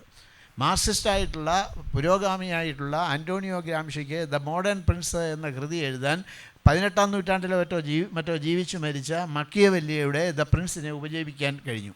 ദ പ്രിൻസിനെ ഉപജീവിച്ചുകൊണ്ട് പുതിയ കാലഘട്ടത്തെ അഡ്രസ്സ് ചെയ്യാൻ കഴിയുമെന്ന് മാർക്സിസ്റ്റ് സൈദ്ധാന്തികനായിട്ടുള്ള അന്റോണിയോ ഗ്രാംഷിക്ക് തോന്നിയതിൻ്റെ ഫലമായിട്ടാണ് ഈ ദ മോഡേൺ പ്രിൻസ് എന്നൊരു കൃതി എഴുതപ്പെടുന്നത്. അതുകൊണ്ട് കാലത്തോട് അല്ലെങ്കിൽ പൈതൃകത്തോട്, സംസ്കാരത്തോട്, ഹെറിറ്റേജിനോട് ഒക്കെയുള്ള പുരോഗമന നിലപാട് എന്താവണം എന്നൊരു ചോദ്യം കൂടി ഇതിൽ അടങ്ങിയിട്ടുണ്ട്. ഇപ്പോൾ സോവിയറ്റ് ഒക്ടോബർ സോഷ്യലിസ്റ്റ് വിപ്ലവത്തിനൊക്കെ തൊട്ട് പിന്നാലെ പ്രോലിറ്റ് കൾട്ട് എന്ന് പറഞ്ഞിട്ടൊരു വിഭാഗം ഉണ്ടായിരുന്നു. ഈ സാംസ്കാരിക രംഗത്ത് അവർ കൂടുതലായിട്ട് പ്രവർത്തിച്ചത്. ഈ പ്രോലിറ്റ് കൾട്ട് എന്ന് പറഞ്ഞാൽ പ്രോലിറ്റേറിയൻ എന്നുള്ളതിൽ നിന്നും കൾച്ചറിൽ നിന്നുമായിട്ടുള്ള വാക്കുകളുടെ ഒരു സമന്വയമാണ് പ്രോലിറ്റ് കൾട്ട്. അവർ ആവശ്യപ്പെട്ട എന്താണെന്ന് വെച്ചാൽ ഇതുവരെയുള്ള സാഹിത്യമൊക്കെ തന്നെ, കേശവദേവ് പറഞ്ഞ പോലെ ഇതുവരെയുള്ള സാഹിത്യമൊക്കെ തന്നെ നശിപ്പിച്ച് കളയണം, ഇതുവരെയുള്ള കലാരൂപങ്ങളാകെ നശിപ്പിച്ച് കളയണം, എന്നിട്ട് നമുക്ക് പുതിയൊരു സ്ലേറ്റിൽ നമുക്ക് കലയും സാഹിത്യവും സംസ്കാരവും ഒക്കെ ആരംഭിക്കണം എന്നാണ് പറഞ്ഞത്. അങ്ങനെ ആരംഭിക്കണമെന്ന് പറഞ്ഞതിൻ്റെ അടിസ്ഥാനത്തിൽ ഈ പ്രോലിറ്റ് കൾട്ടിൻ്റെ രാഷ്ട്രീയ രക്ഷാകർതൃത്വം ഉണ്ടായിരുന്ന ഒരു നേതൃത്വമുണ്ട്. ആ നേതൃത്വം ക്രെംലിൻ കൊട്ടാരം തകർക്കണമെന്ന് പറഞ്ഞു. ക്രെംലിൻ കൊട്ടാരം സാറിൻ്റെ കൊട്ടാരമാണ്, അത് തകർത്ത് കളയണമെന്ന് പറഞ്ഞപ്പോൾ ലെനിൻ അദ്ദേഹത്തിന് കൊടുത്തൊരു മറുപടിയുണ്ട്. അത് തകർക്കണമെന്ന് പറഞ്ഞപ്പോൾ ലെനിൻ പറഞ്ഞത് ഇതാണ്: ഈ ക്രെംലിൻ കൊട്ടാരം എന്ന് പറയുന്നത് സാർ ചക്രവർത്തി ഉണ്ടാക്കിയതൊന്നുമല്ല, നിങ്ങളുടെ അച്ഛനപ്പൂപ്പന്മാർ അവരുടെ വിയർപ്പ് കൊണ്ട്, അവരുടെ രക്തം കൊണ്ട്, അവരുടെ കണ്ണീര് കൊണ്ടുണ്ടാക്കിയതാണ്. അത് തട്ടി ഉടച്ച് കളയണം എന്ന് നിങ്ങൾക്ക് തോന്നുന്നെങ്കിൽ അങ്ങനെ ചെയ്യാം എന്ന് പറഞ്ഞപ്പോൾ അത് ചെയ്യേണ്ടതില്ല, ഇതിൻ്റെ നേരുടമകൾ തങ്ങൾ തന്നെയാണ് എന്ന് പറഞ്ഞ് ഈ ബോൾഷെവിക്കുകൾ പിരിഞ്ഞുപോയി. അപ്പോൾ ആ വിധത്തിലുള്ളൊരു സമീപനമാണ് പുരോഗമന പക്ഷം എല്ലാ കാലവും കൈക്കൊണ്ടിട്ടുള്ളത്. ഞാൻ നേരത്തെ സൂചിപ്പിച്ചതുപോലെ ഈ ഭൂതകാലത്തിൻ്റേതായ ഖനികളിൽ നിന്നുള്ള ഊർജ്ജം കൊണ്ട് പുതിയ കാലഘട്ടത്തിലെ വിളക്കുകൾ തെളിയിക്കുക, ഭൂതകാലത്തെ ആകെ തന്നെ അടച്ചു കളയുക എന്ന് പറയുന്ന ഒരു നാസിസ്റ്റ് സമീപനമാണ്. മുസോളിനി അധികാരത്തിൽ വന്ന ഉടൻ തന്നെ ചെയ്ത് ഫോക്ക് കൾച്ചർ ആകെ നിരോധിക്കുകയാണ് ചെയ്തത്. ഫോക്ക് കൾച്ചർ നിരോധിച്ചത് എന്താ? ഫോക്ക് കൾച്ചറിൻ്റെ പിന്നിൽ ഈ ഭൂതകാലത്തിൻ്റെ അവശിഷ്ടങ്ങൾ മാത്രമല്ല, വരും കാലത്തെ രൂപപ്പെടുത്താൻ പോരുന്ന അഗ്നിയുടെ കനലുകൾ കൂടിയുണ്ട് എന്നൊരു ചിന്തയാണ്. ആ വിധത്തിലുള്ള കനലുകൾ പുരോഗമന പക്ഷത്തുള്ളവർ എടുത്തുപയോഗിച്ചാൽ ഒരു തകരാറുമില്ല എന്നാണ് ഞാൻ കരുതുന്നത്. ഇപ്പോൾ കാവ്യഭാഷയിലേക്കാണ് എൻ്റെ സുഹൃത്ത് റഫീഖ് അഹമ്മദ് വന്നത്. അപ്പോൾ കാവ്യഭാഷയിൽ എങ്ങനെ ഈ വൃത്തം ഉണ്ടോ വൃത്തമില്ലയോ എന്നുള്ളതൊന്നും ഒരു വിഷയമേ അല്ല. കവിതയുണ്ടോ എന്നുള്ളതാണ് പ്രധാനപ്പെട്ട കാര്യം. അനന്തമായ സമയം അള്ളാഹുവിൻ്റെ ഖജനാവിൽ മാത്രം എന്ന് വൈക്കം മുഹമ്മദ് ബഷീർ എഴുതുമ്പോൾ അതിനെ അതിശയിച്ച് നിൽക്കുന്ന തരത്തിലുള്ള കവിതയൊന്നും വൃത്തത്തിൽ പലപ്പോഴും നമുക്ക് കണ്ടുകിട്ടിയെന്ന് വരില്ല. അനന്തമായ സമയം അള്ളാഹുവിൻ്റെ ഖജനാവിൽ മാത്രം, അങ്ങനെ ഉള്ള ഒരു കൺസെപ്റ്റ് രൂപപ്പെടുത്തിയെടുക്കുക, അതിൻ്റെ ഒരു ക്രീം കണ്ടെത്തുക. ആ ക്രീം വൃത്തത്തിലാണെങ്കിൽ എന്താ പറ്റുക? വൃത്തത്തിലാണെങ്കിൽ നമ്മളുടെ മനസ്സിലേക്ക്, വായനക്കാരൻ്റെ അനുവാചകൻ്റെ മനസ്സിലേക്ക് അതിൻ്റെ ഭാവത്തെ സംക്രമിപ്പിക്കാൻ കൂടുതൽ സാധ്യമാവും. അതായത് ഒരു ഭാവത്തിൻ്റെ സംവേദനത്തിന്, ഒരു രസനിഷ്പത്തിക്ക്, അല്ലെങ്കിൽ ഒരു അർത്ഥത്തിൻ്റെ സംക്രമണത്തിന് ഒക്കെ ഇത് ഒരു ആഡഡ് അഡ്വാൻറ്റേജാണ്. എങ്ങനെ ആഡഡ് അഡ്വാൻറ്റേജ് ആകുന്നത്? ചില ഭാവങ്ങൾ തന്നെ രൂപപ്പെടുത്തിയെടുക്കാൻ പറ്റും ഛന്തോബദ്ധമായ കവിത കൊണ്ട്. ഇപ്പോൾ 700 വർഷം മുമ്പുണ്ടായ ഒരു കവിതയായത്. കച്ചയ്ക്കൊക്കെ കതിനനെ മുറിച്ചുച്ചകൈർ ദിഗ്ഗജേന്ദ്രാനച്ചോ ശിവശിവ മഹാഘോരമോരോ യുഗാന്തേ പച്ചച്ചോരിക്കളി വെതുവതക്കോരിയാരെ കുടിച്ചോരച്ചിൽ കിണ്ണം തവ വിയതിതം ദേവി തുഭ്യം നമോസ്തു. ഉണ്ണിനീലി സന്ദേശത്തിൽ ആരെ എഴുതിയതെന്ന് പോലും അറിയാൻ വയ്യ. പക്ഷേ ഇത് ഈ വേദിയിൽ വന്നതുകൊണ്ട് എനിക്ക് ചൊല്ലാൻ കഴിയുന്നത് ഇത് ഈ വൃത്തത്തിലായതുകൊണ്ട് കൂടിയാണ് എന്ന് ഞാൻ പറയുക. അതുണ്ടാക്കുന്ന ഒരു രൗദ്ര ചിത്രമുണ്ട്. കച്ചയ്ക്കൊക്കെ കതിനനെ മുറിച്ചുച്ചകൈർ ദിഗ്ഗജേന്ദ്രൻ. കച്ചയോട് ചേർത്ത് വെച്ച ഈ ദിക്കുകളാകുന്ന ആനകളുടെ കഴുത്തറുത്തിട്ട് ആ രക്തം കുടിച്ചിട്ട് ദേവി വലിച്ചെറിഞ്ഞ എച്ചിൽ കിണ്ണമാണ് ഈ അനന്തമായി തുടുത്ത് ചുവന്ന് നിൽക്കുന്ന ഈ ആകാശം എന്ന് പറയുക. അപ്പോൾ എന്തൊരു ഇമേജറിയാണ് അതിലുള്ളത്. ആ വിധത്തിലുള്ള ഇമേജറി, ആ ഇമേജറിയുടെ എല്ലാ രൂക്ഷതകളോടും കൂടി നമ്മളുടെ മനസ്സിലേക്ക് സന്നിവേശിപ്പിക്കുന്നതിന്, ഇതിൻ്റെ ഈ ഭാവം നമ്മളുടെ മനസ്സിലേക്ക് സംക്രമിപ്പിക്കുന്നതിന് ഈ പ്രത്യേക കാവ്യഘടന സഹായകമാകുന്നു. അതുകൊണ്ടാണ് വൃത്തം ഒരു ആഡഡ് അഡ്വാൻറ്റേജ് ആണെന്നാണ് പറയുന്നത്. ഇത് അങ്ങനെ പറയുന്ന സമയത്ത് പലപ്പോഴും വൃത്തമായാൽ കവിതയായി എന്ന് അയാൾ പറയുന്നു എന്ന് പറയും. അങ്ങനെയല്ല, വൃത്തമായാൽ കവിതയായി എന്ന് എവിടെയും പറഞ്ഞിട്ടില്ല. പക്ഷേ ഈ വൃത്തത്തെ അപ്പാടെ നിരാകരിക്കുന്നവർക്ക്, അല്ലെങ്കിൽ വൃത്തത്തിൽ എഴുതുക എന്ന് പറയുന്നത് മിക്കവാറും അസാധ്യമായ ആളുകൾക്ക് ഈ വിധത്തിൽ മാത്രമേ ഈ വാദത്തെ തോൽപ്പിക്കാനാവൂ എന്നുള്ളത് മാത്രമേ ഉള്ളൂ. വളരെ ഭംഗിയായി എങ്ങനെയാണ് പാരമ്പര്യം മതാത്മകതയ്ക്ക് അപ്പുറത്ത് നിന്നുകൊണ്ട് നമുക്ക് ചോരയും നീരും തരുന്നു എന്ന് വർമ്മ പറഞ്ഞു കഴിഞ്ഞു. പാരമ്പര്യത്തിൻ്റെ വഴിയിൽ സഞ്ചരിക്കുന്ന ഒരു കവി എന്ന നിലയ്ക്ക് ഞാനും മിക്കപ്പോഴും കേൾക്കേണ്ടി വരുന്ന ഒരു വിമർശനമാണിത്. നമ്മൾ താളബദ്ധമായി പാരമ്പര്യത്തിന് അനുകൂലമായി എഴുതുന്നത് വലിയ വിമർശന വിധേയമാകുന്ന ഒരു കാലവുമാണ്. പാരമ്പര്യം എന്ന് പറയുന്നത് നമുക്ക് നല്ലത് സ്വീകരിക്കാനുള്ള നമ്മുടെ വായനയുടെ, ചിന്തയുടെ, നമ്മുടെ പൂർവികർ ജീവിച്ചനുഭവിച്ചു പോന്ന ചിരിയുടെയും കണ്ണീരിൻ്റെയും ഒരു ലോകമാണ്. അതിൽ നിന്ന് നമ്മൾ നല്ലത് സ്വീകരിക്കുന്നത് കൊണ്ട് ഏതെങ്കിലും ചില മാമൂലുകളിൽ കുരുങ്ങിക്കിടക്കുന്നു എന്നർത്ഥമില്ല എന്ന് തന്നെയാവണം ഈ വേദി പറയുന്നത്. ദൈവത്തിൽ നിന്നും മതാത്മകതയിൽ നിന്നും കവിതയെ നമ്മൾ വിടുതൽ ചെയ്യുന്നു എന്നൊരു തീസീസ് കൂടി ഈ സംവാദത്തിൻ്റെ ഫലമായി അവതരിപ്പിക്കാമെന്നെനിക്ക് തോന്നുന്നു. സമയം വളരെ കുറച്ചേ ഉള്ളൂ. എങ്കിലും ചില ചിന്തകൾ പങ്കുവയ്ക്കുന്നതിന് ഞാൻ എൻ്റെ 2 സുഹൃത്തുക്കൾ ആലങ്കോടിനെയും റഫീഖിനെയും ക്ഷണിക്കുന്നു. ഇത് അവസാനിക്കാത്തൊരു വിഷയമാണ്. കവിതയുടെ നിർവചനം പറഞ്ഞ കൂട്ടത്തിൽ കാൾ മാർക്സിൻ്റെ അതിപ്രശസ്തമായൊരു നിർവചനമുണ്ട്. മർത്യവംശത്തിൻ്റെ മാതൃഭാഷയാണ് കവിത. മർത്യവംശത്തിൻ്റെ മാതൃഭാഷയാണ് കവിത. അതുകൊണ്ട് മർത്യവംശവുമായി ബന്ധപ്പെട്ടതൊക്കെ കവിതയിലുണ്ടാവും. ഞാൻ പാരമ്പര്യം കൊണ്ടുനടക്കുന്ന ഒരാളാണ്. വൃത്തത്തെക്കുറിച്ച് അങ്ങനെ ആക്ഷേപം പറയുമ്പോഴും നമ്മൾ ഈ വൃത്തത്തെ മനസ്സിലാക്കാത്ത കുഴപ്പമാണ്. ബാലേന്ദ്രൻ ചുള്ളിക്കാടിൻ്റെ ഗസൽ എന്ന കവിത ഗദ്യത്തിൽ എഴുതപ്പെട്ട കവിതയാണ്. അതിലെ ചില വരികൾ ഞാൻ ചൊല്ലാം. ശാഖയും ഇലകളും പൂക്കളും ഇല്ലാത്തൊരു ജീവിത തമോ വൃക്ഷം വിണ്ട് വാർന്നൊലിക്കുന്ന ചൂടഴും ചറം പോലെ വിരഹാർത്തിയും ആർദ്രഗംഭീര മലിയുടെ നാദവും ഉറുതുവും ഒഴുകിച്ചേരും ഗാനലായനി ഒഴുകുമ്പോൾ ചിരബന്ധിതം ഏതോ രാഗസന്താപം ഹാർമോണിയത്തിൻ ചകിതവാതായനം ഭേദിക്കുന്നു. ഇത് ഗദ്യമാണ്. പക്ഷേ ഈ ഗദ്യം ഞാൻ ഓർക്കുന്നത് അതിൻ്റെ ഉള്ളിൽ കേകയുള്ളത് കൊണ്ടാണെന്നാണ് ഞാൻ വിലയിരുത്തുക. ശരിക്കത് കേകാവൃത്താണ്. ശാഖയുമിലകളും പൂക്കളുമില്ലാത്തൊരു ജീവിത തമോ വൃക്ഷം വിണ്ടുവാർന്നൊലിക്കുന്ന പരമ്പരാഗത കേക ചൊല്ലുന്നത് പോലെ ചൊല്ലാവുന്നതാണ്. നമ്മൾ ഇതിലൊക്കെ വൃത്തം അന്വേഷിക്കാതെ ഇരിക്കാം, പക്ഷെ വൃത്തത്തിലൊക്കെ ഉണ്ട്. വൃത്തത്തെ അങ്ങനെ നിരാകരിക്കേണ്ടതില്ല. അമ്മയുടെ താരാട്ടുപാട്ടാണ് മഞ്ചരി.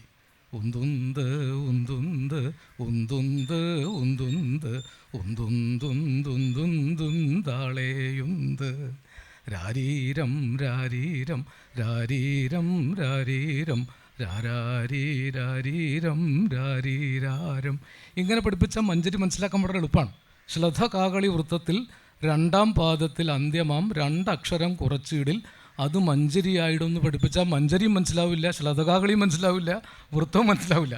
എൻ്റെ കൂടെ പഠിച്ചിരുന്ന ബാലനോട് മഞ്ചരിയുടെ ലക്ഷണം പറയാൻ പറഞ്ഞാൽ ബാലൻ എഴുന്നേറ്റെന്ന് പറയും, അത് മഞ്ചരിയായിടും. ഏത് മഞ്ചരിയാവും എന്നുള്ളത് ഈ ആളുകൾക്ക് മനസ്സിലാവും.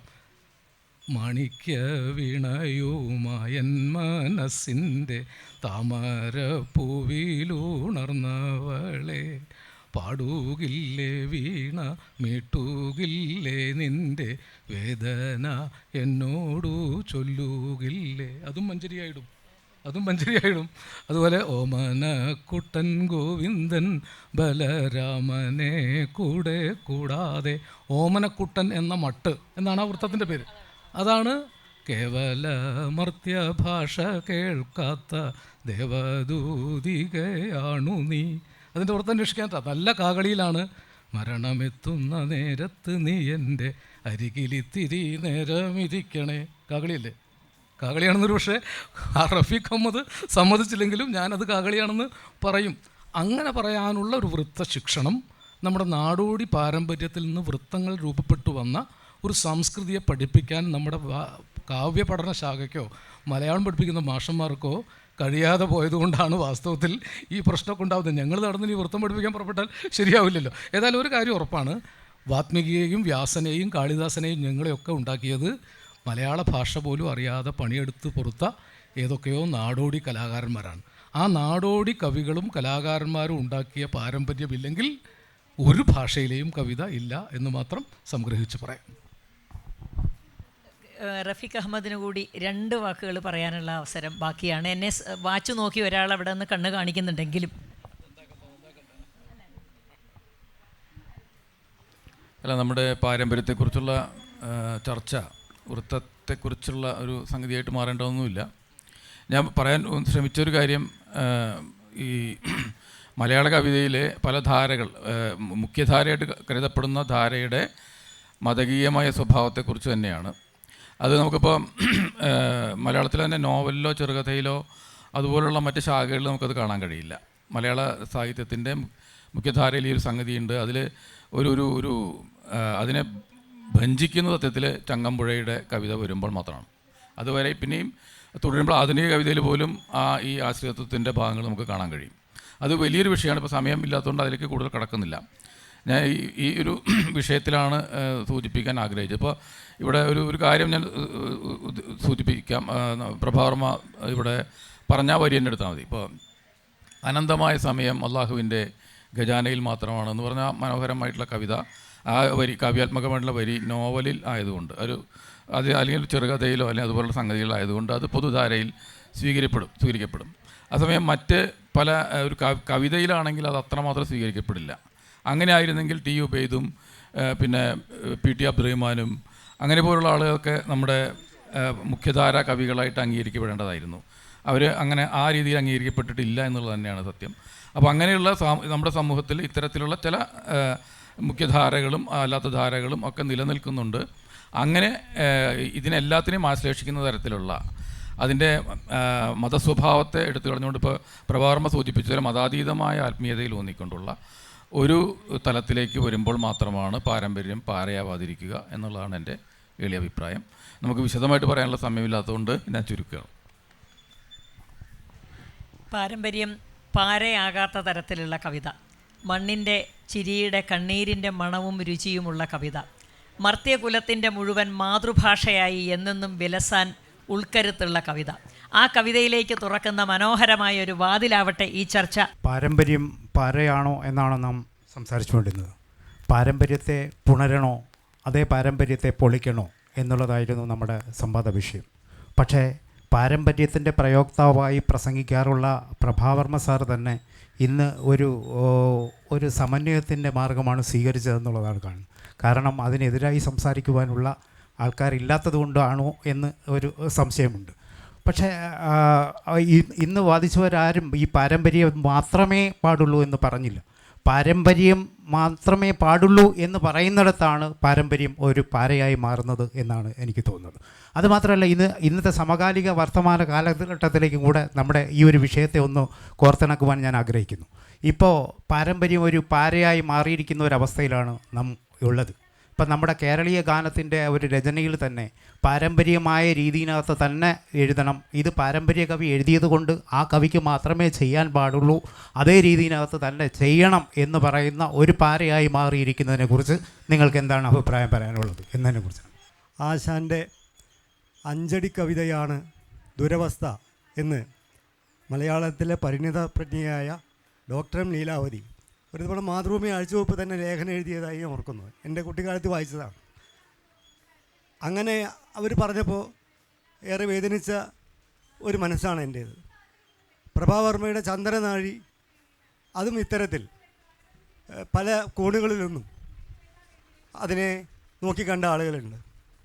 അപ്പോൾ യഥാർത്ഥത്തിൽ ഇത് റഫീഖ് അഹമ്മദ് ഉദ്ദേശിച്ച ആ തലത്തിലേക്ക് ഈ ചർച്ച വേണ്ട പോലെ ഉയർന്നില്ല എന്നുള്ള ഒരു ചെറിയ ഒരു സങ്കടം കൂടി സൂചിപ്പിച്ചുകൊണ്ട് ഞാൻ എൻ്റെ ചോദ്യം അവസാനിപ്പിക്കുന്നു.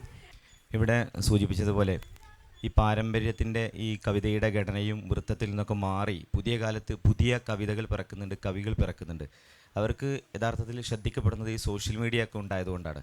യഥാർത്ഥത്തിൽ ഈ പുതിയ കവിതകളെയും പുതിയ കവികളെയും ഇന്നത്തെ കാലത്ത് ഇത്തരം വേദികൾ അതുപോലെ തന്നെ സദസ്സുകൾ അല്ലെങ്കിൽ ഇത്തരം ഇടങ്ങളൊക്കെ അവർക്ക് ലഭ്യമാകാതെ പോകുന്നുണ്ട്.